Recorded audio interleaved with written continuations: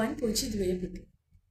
පහෙන් හයට යන පුංචි ඔයාලට 2026 ඉඳන් හදාරන්න තියෙන්නේ අලුත් විෂය නිර්දේශය.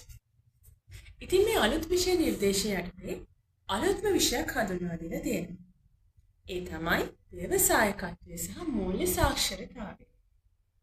මේක අලුත්ම විෂයක්. විෂය නම නම් ටිකක් පුංචි ඔයාලට බර වැඩි වගේ. හැබැයි පුතේ මේ විෂය බොහොම සරල පහසු විෂය.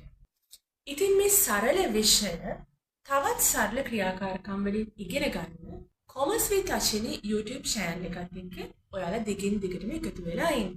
මේ කොමර්ස් විත් අශ්විනි YouTube channel එක like කරලා, subscribe කරලා, share කරලා තියන්න.